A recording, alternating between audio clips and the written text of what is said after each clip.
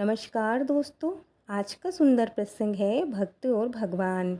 आइए चलते हैं कथा की ओर। अयोध्या में एक संत थे। वह प्रतिदिन राम कथा सुनाया करते थे। साधु महाराज का एक नियम था। वह प्रति दिवस कथा आरंभ करने से पहले आइए हनुमंत जी विराजिए कहकर हनुमान जी को बुलाया करते थे। उसके बाद 1 घंटा प्रवचन दिया करते थे। एक श्रोता जो प्रतिदिन राम कथा सुनने आता था, उसके भक्ति भाव में एक दिन तर्कशीलता आ गई। उसे लगा कि महाराज प्रतिदिन आइए हनुमंत जी विराजिए कहते हैं, तो क्या हनुमान जी सचमुच आते होंगे। अतः उसने महात्मा जी से एक दिन पूछ ही डाला और बोला, महाराज जी आप रामायण की कथा बहुत अच्छी कहते हैं, हमें बड़ा रस आता है, परंतु आप जो गद्दी प्रतिदिन हनुमान जी को देते हैं, क्या उस पर हनुमान जी आकर सचमुच विराजते हैं। साधु महाराज ने कहा, हाँ ये मेरा व्यक्तिगत विश्वास है कि जब राम कथा हो रही हो तब हनुमान जी अवश्य पधारते हैं। श्वेता ने कहा, महाराज ऐसी बात नहीं बनेगी, हनुमान जी यहाँ आते हैं इसका कोई प्रमाण दीजिए।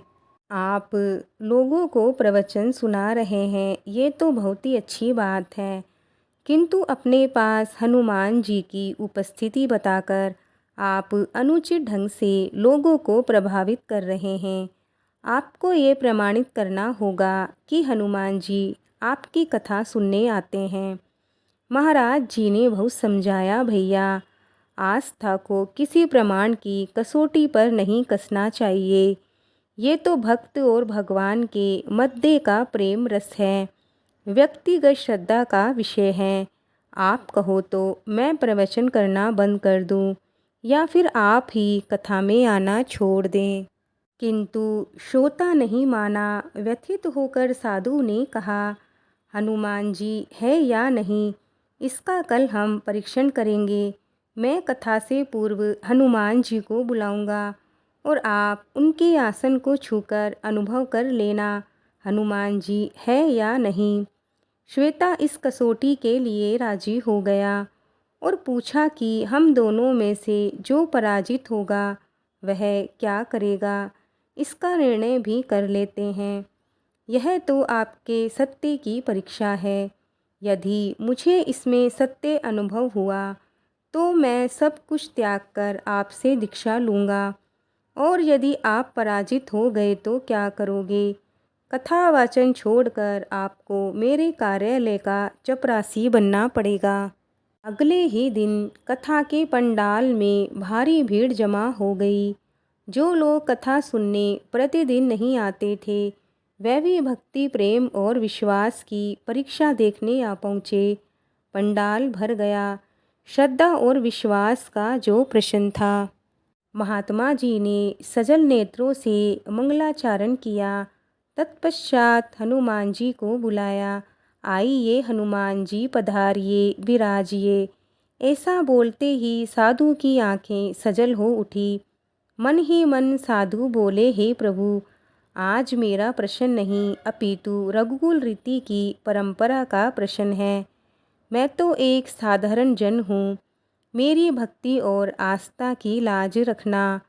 कुछ समय पश्चात श्रोता ने आसन को छूने के लिए हाथ बढ़ाया, परंतु उसे स्पर्श भी न कर सका। जो भी कारण हो, उसने 3 बार हाथ बढ़ाया, किंतु तीनों बार असफल रहा।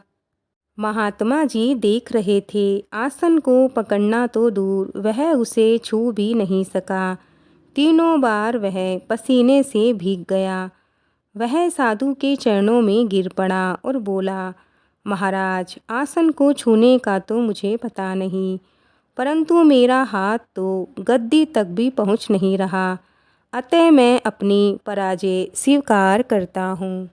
श्रद्धा और भक्ति के साथ की गई आराधना में बहुत शक्ति होती है। मानो तो देव नहीं तो पत्थर। प्रभु की प्रतिमा तो पाषाण की होती है, किंतु भक्त के भाव से उसमें प्राण प्रतिष्ठा होती है। और प्रभु आकर विराजते हैं। मित्रों, ये कथा यहीं पूर्ण होती है। बोलो हनुमान जी महाराज की जय।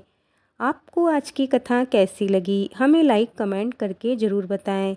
मिलते हैं और एक नई कथा के साथ। जय श्री कृष्णा, जय श्री राधे।